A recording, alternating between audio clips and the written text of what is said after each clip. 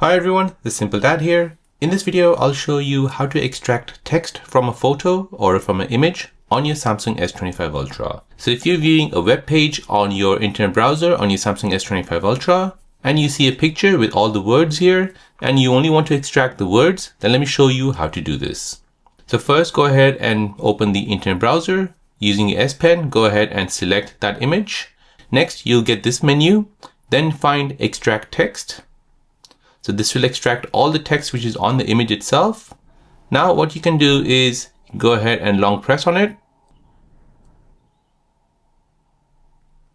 Tap Select All. And now copy it.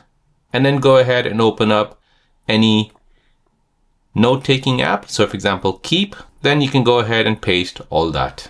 So there you go guys. That is how to extract words from an image on your Samsung S25 Ultra using your S Pen. If you're new on the channel and you want to find out more about your iPhone, your Android phone, or any other social media apps, then don't forget to subscribe to this channel to become a part of the Simple Dad community. Hit the like button if you find this video useful.